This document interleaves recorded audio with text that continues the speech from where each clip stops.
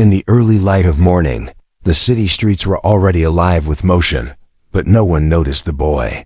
His name was Tafari, a 9-year-old orphan from Africa, now wandering a foreign land with nothing but a torn shirt, bare feet, and a quiet determination in his heart. Tafar, I did not go to school.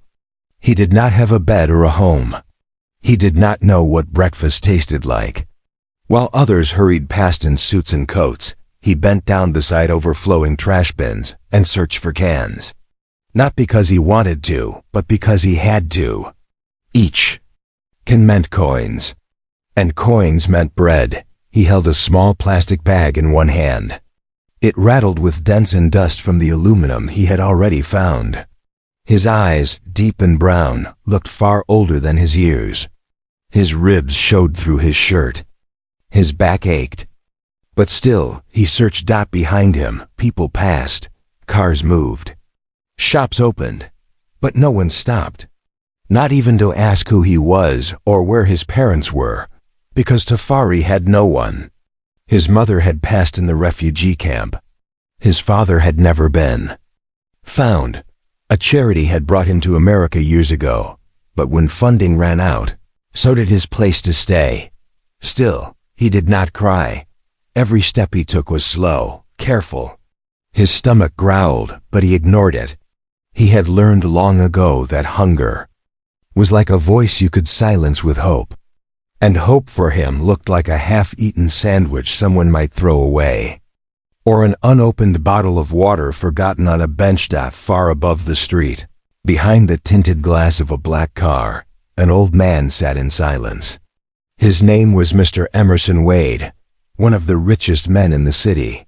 He owned buildings, companies, lands, across countries. But none of that filled the empty space in his heart. For months, he had sat there every morning, waiting, watching. There was something about the boy, his patience, his silence, his eyes. Emerson had once known eyes like that. Eyes that belonged to someone he had lost long ago. The boy bent to pick up a crushed soda can near a shop. The wind blew dust into his eyes, but he did not blink. He simply stood, wiped his hands on his shirt, and moved on. There was no trace of anger or shame. Only quiet strength. Behind the car window, Mr. Emerson's hand trembled. He leaned closer. This was the third week he had watched the child. The same time, the same corner, the same worn-out clothes. And yet, the boy never begged, never shouted, never chased anyone. He only walked, searching, collecting, surviving. Tafar, I crossed the street slowly, avoiding the rush of cars. The soles of his feet were cracked and bleeding, but he walked like it was nothing, as if pain had become a part of him. As if he had known it for so long, it was now just another shadow. Just then, he stumbled. A sharp piece of glass sliced his heel. He fell, dropping his bag. Cans rolled out. People stared for a second, then turned away. The boy pressed his lips together. He crawled, gathering the cans again, one by one, holding back the tears. Mr. Emerson's hand gripped the door handle of his car. But he didn't open it. He sat frozen, torn between the walls of his past and the weight of his wealth. The driver said nothing. He had seen this routine too many times. The rich man watching. The poor boy. Day after day. Tafar, I limped toward the next alley, the wound on his foot leaving a faint trail behind him. Still, he pressed forward, because that was the only thing he had ever known. Move forward, keep walking, keep hoping. But just as he disappeared, behind a stack of garbage bins, the wind shifted. A gold locket fell from his shirt pocket. It was small, old, and had an engraving on it. It hit the ground with a soft clink. Inside the car, Mr. Emerson's eyes widened. He leaned closer, squinting. That locket, that shape, that design. It was impossible. He had seen it before, years ago, in a picture, around the neck of someone he had once loved. His breath caught Dot, and then the boy was gone. The alley behind the store was narrow, cold, and filled with shadows.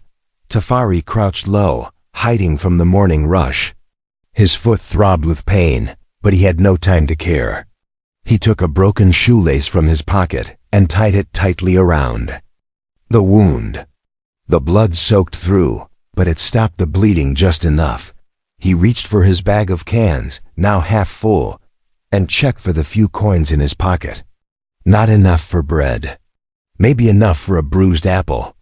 He sighed, not from weakness, but from the weight of another day survived. But what he did not know was this: he had left something behind.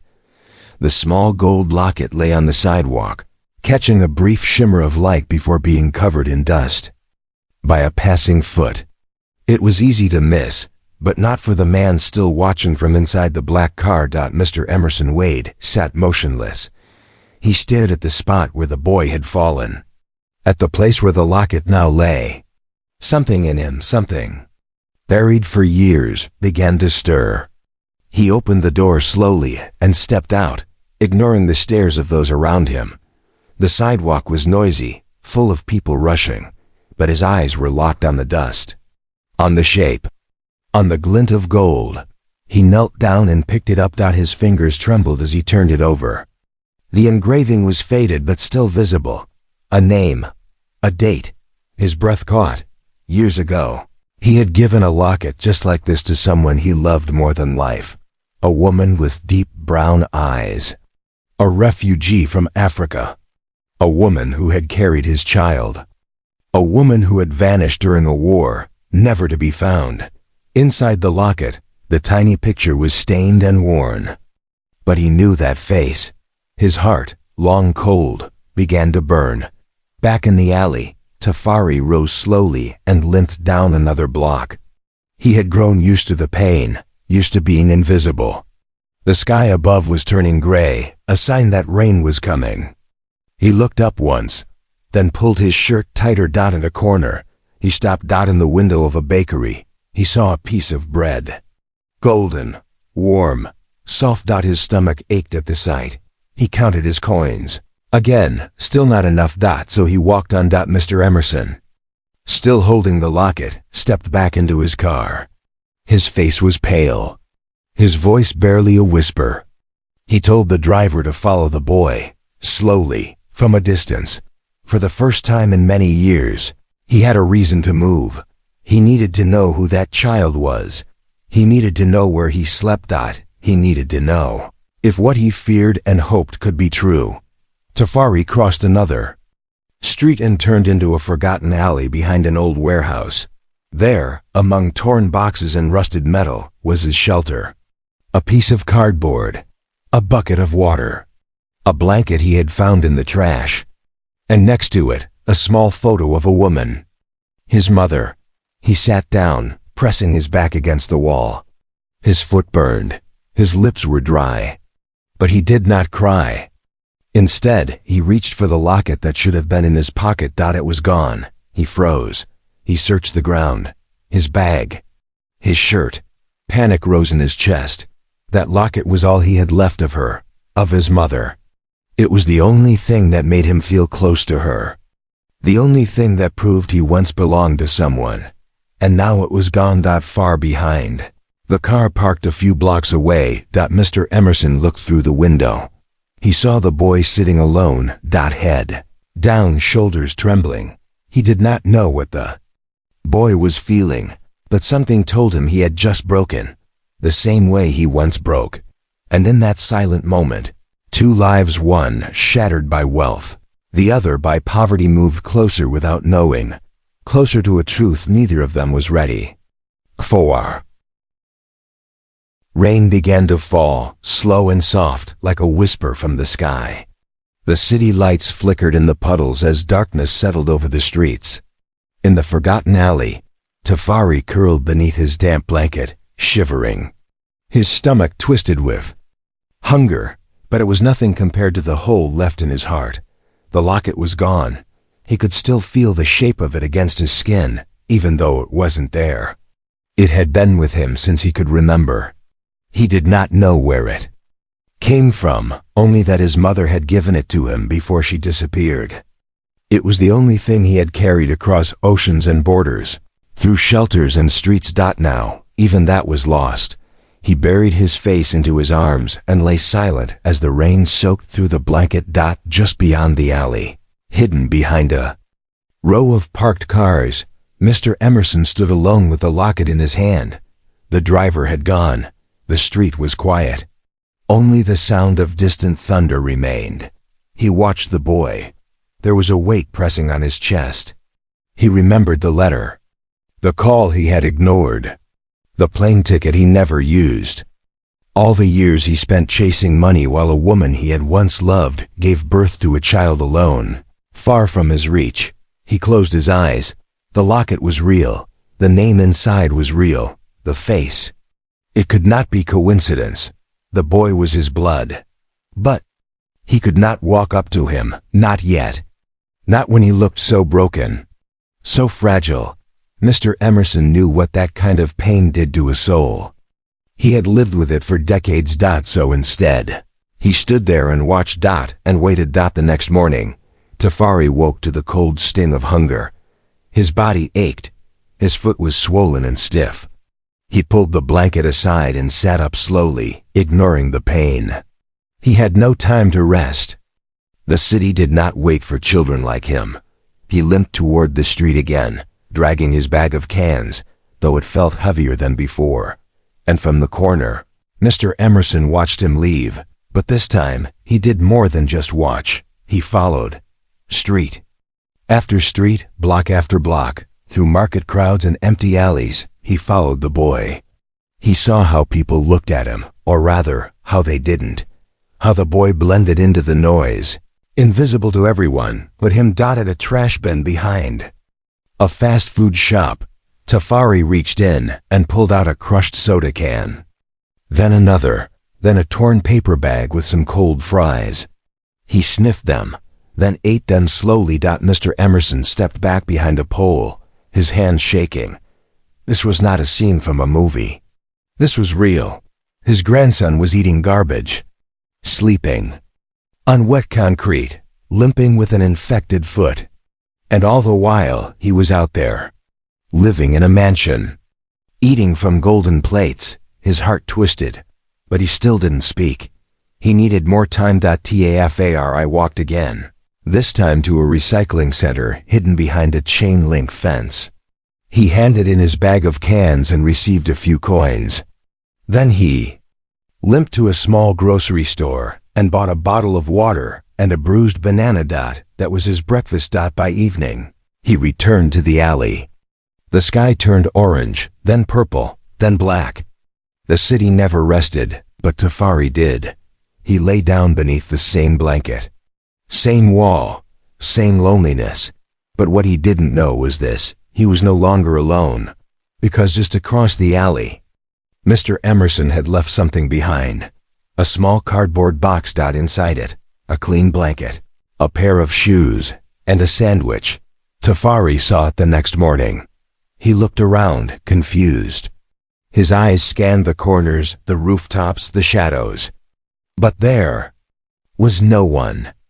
Only the wind. He opened the box. Slowly. His fingers touched the blanket. His lips trembled. He held the sandwich like it was treasure, but he did not eat it yet. He closed the box again and waited. That night he did not sleep. He wanted to see who had left it.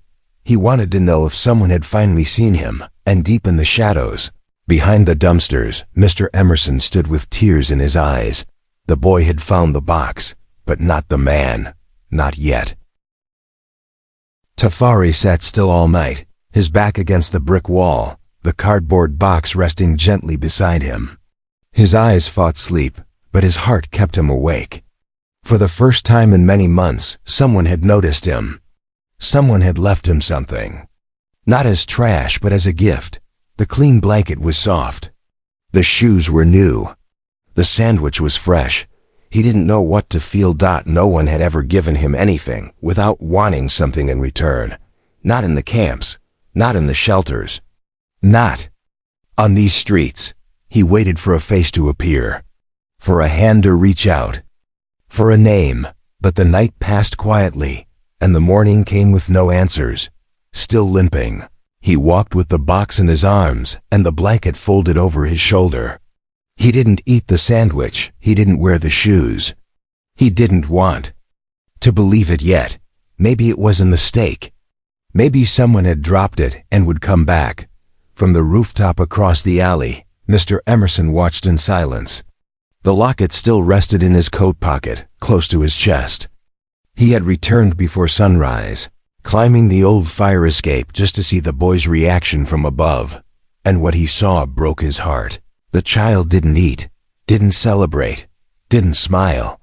He only waited, and then walked away again. It was. Then Mr. Emerson realized just how deep the boy's wounds were. He didn't just lack food or shelter. He lacked trust, hope, the kind that made children believe tomorrow would be better. Mr. Emerson reached into his coat and took out a small envelope. Inside it, he placed a folded note and several crisp bills. Not too much, just enough. Then he carefully sealed the envelope and placed it in another box, with a second meal and a bandage kit. That evening, as the sun sank behind the towers, he returned to the alley once more and left the box where the first had been. Then he disappeared into the shadows. Later, Tafari came back, his feet dragging, his eyes sunken, and he saw it. Another box, same spot, same care. He stood there, frozen. He dropped to his knees and opened it slowly. The envelope was the first thing he saw. He turned it in his hands. There was no name on it. He opened it. Inside was money. His fingers trembled, his lips parted, but no sound came out. Then he saw the note. It was short, simple, written in neat, old handwriting. It read, "You are not forgotten." No signature. No promise. Just 5 words. He read it again. And again. Tafari's eyes filled with tears. Not because of the money. Not because of the food, but because for the first time, someone had said he mattered. He looked up at the dark sky, and for a moment he didn't feel small. Mr. Emerson, standing at the edge of the alley behind a broken fence, felt his chest rise with emotion. He had watched boardrooms, watched economies, watched empires, but he had never watched something like this. A child receiving kindness and not knowing what to do with it. The next morning, Tafari used some of the money to buy medicine for his foot. Then he went to the recycling center with his cans. But this time, he walked straighter, slower. His steps, though painful, felt different, like he had someone behind him. That night he didn't sleep in the alley. He sat in front of the alley, facing the street. Waiting. For a meal. Not for money. But for the man who had seen him, the one who had written those words. He didn't know why. He just knew he wanted to see him. And Mr. Emerson, watching from across the street, felt a fear he had not known in years, because the boy was no longer just a stranger. He was family. And the truth was getting closer, too close to keep hiding. The city moved around him, but Tafari did not move. He sat on the edge of the alley, legs crossed, hands resting on his lap, eyes fixed on the street. Hours passed. Cars came and went. People walked by, some staring, most ignoring. But he remained. Still. Waiting. The note had changed something inside him. Not just the words, but the way they had been written. The care in the curve of each letter. The gentleness of the message. He read it so many times. He could see the words without even looking at the paper. You are not forgotten. He had never imagined that anyone even remembered he existed. Now he was sure someone was out there, someone who cared. Across the street, high, inside the tinted glass of a tall building, Mr. Emerson watched. It had been hours, yet the boy hadn't moved.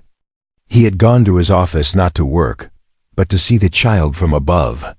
He had a perfect view, and what he saw gripped his soul. The boy wasn't just surviving anymore. He was searching. Not for food. Not for shelter. but for answers, the guilt inside. Mr. Emerson grew heavier. His world was made of numbers, contracts, towers of steel and glass.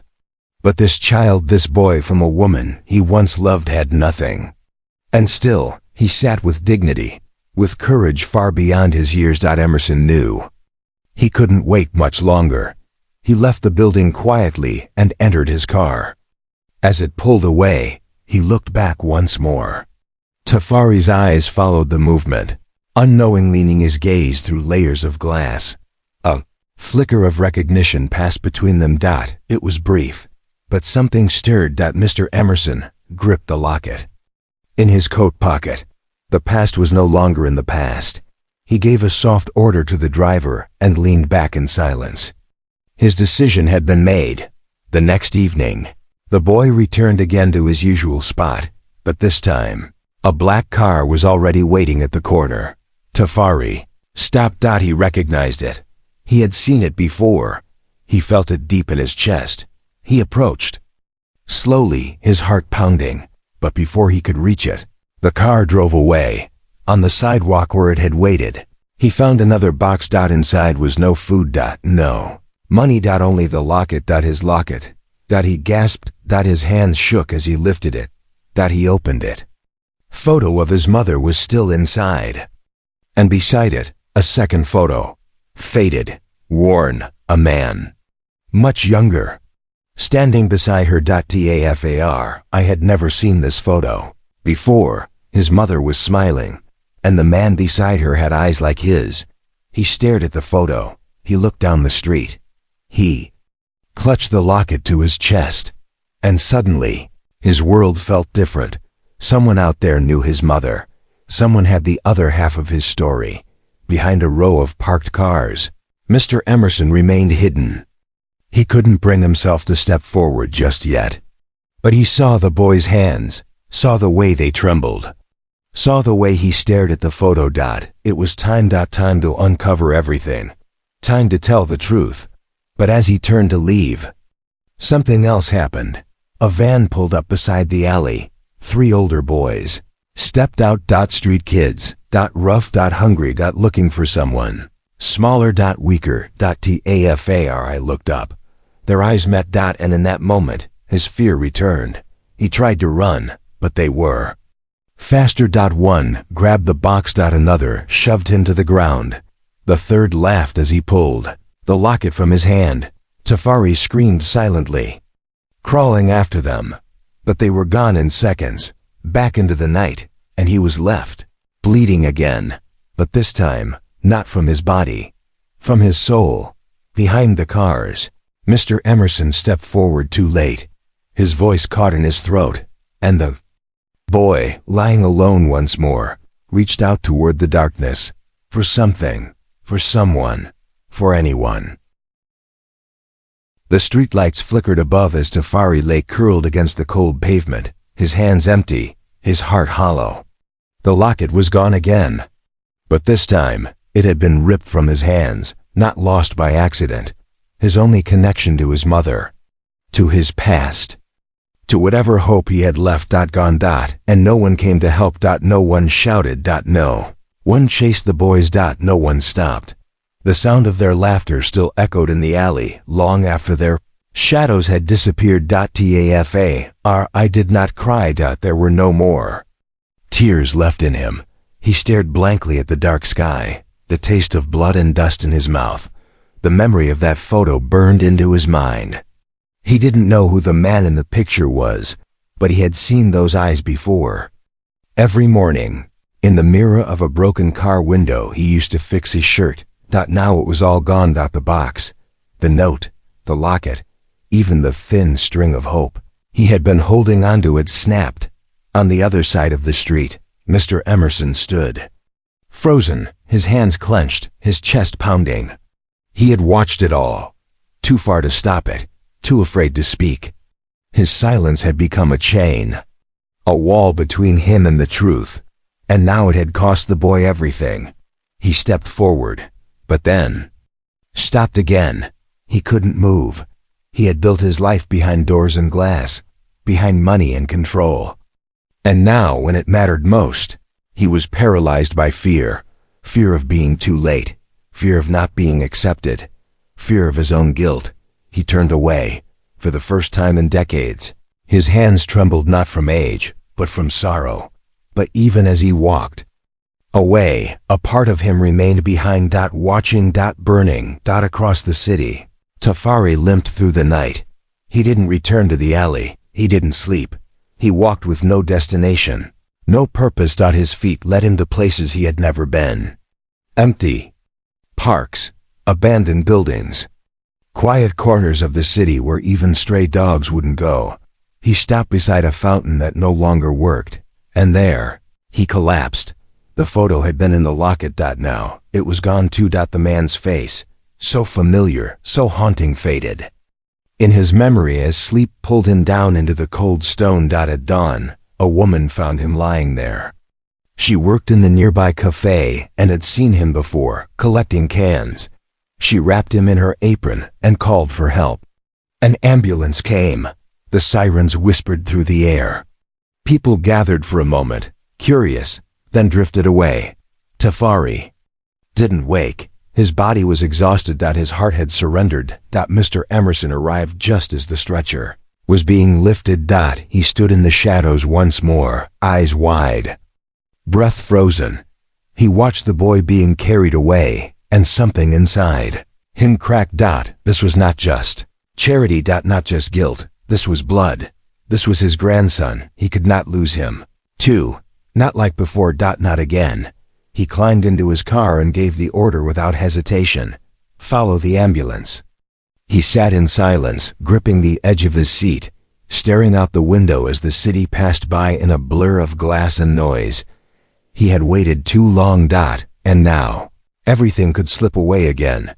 Unless he did something now. Unless he told the truth. Unless he claimed the child. At the hospital, nurses rushed. Machines beeped. A doctor gave orders. Tafari was weak, dehydrated, bruised. They didn't ask where his parents were. They had seen too many like him. Alone, invisible. But as the doors closed behind him, another door opened. And through it walked the man who had been in the shadows for far too long. Mr. Emerson stepped into the white hallway. The locket no longer in his pocket. The fear no longer in his eyes. Only one thought remained now. He was going to face him. He was going to speak. And the boy would finally know who he was, where he came from. And why the man who watched him for so long could no longer stay silent. The white walls of the hospital hummed with quiet sounds, machines breathing, footsteps echoing, doors creaking open and shut. In a small room tucked away at the far end of the hallway, Tafari lay motionless. His arm was wrapped in gauze. A soft blanket covered his thin frame. Tubes ran gently from his wrist to a drip bag, delivering the care his body had never known. But his eyes remained closed. His breath was slow. His spirit silent. Mr. Emerson stood outside the door, his hand resting on the frame, heart thudding like a drum. His tailored suit felt heavy now, out of place. In the mirror across the hallway, he saw a man who had built towers and legacies, but not a family, not a name that mattered to the only person who should have carried it. The locket was gone, but the truth remained. He stepped inside. The room was small and still. The sound of the rain against the window whispered like an old song. He walked to the edge of the bed and sat in the chair beside the child who had unknowingly shaken the ground beneath his life. He studied Tafari's face. The curve of his cheek, the lines in his brow, the scar near his chin. So many stories written in silence. And then, the boy stirred. His eyes opened slowly. He blinked against the light, then turned and saw the man. His body flinched slightly, but he did not move away. He only stared. Mr. Emerson wanted to speak, but there were no words strong enough to carry years of absence, silence, regret. So he didn't single quotes instead. He reached into his coat and placed something on the bed. A photo. The same photo Tafari had lost. Two faces, one memory. Past that could not be erased. Tafari's eyes widened. His fingers reached out, trembling as he touched the edge of the picture. His lips parted, but no sound came. He looked up. His eyes locked with the man's, and in that moment, he knew, not from words. Not from names. But from something deeper. The photo had come from this man's hands. The locket had been returned by this man's touch. The note, "You are not forgotten," had been written by this man's heart. And though the boy said nothing, tears began to rise. They slipped down his cheeks one by one, slowly, silently. Not from pain, from fear, but from recognition. The kind that goes beyond memory. Mr. Emerson reached out and placed a hand gently over Tafari's small hand. And they sat like that, grandfather and grandson. No longer separated by class, or time, or fear. Just blood, and a quiet understanding. Later, as the sun broke through the clouds and the rain faded to mist, a nurse entered the room and paused. She had seen many scenes in this place, but none like this. A rich man in silence, a poor boy in peace, and between them, a photograph that told an entire story without a single word. Mr. Emerson looked up at her, then stood slowly. He turned to Tafari once more, and before leaving, placed one last thing on the table beside the bed. A new locket. Inside it, two photos, one of Tafari's mother, and the other Mr. Emerson himself, when he was young. The past and the present, side by side. No longer forgotten. No longer lost. Tafari clutched it close to his chest and closed his eyes again. For the first time in his life, he felt safe.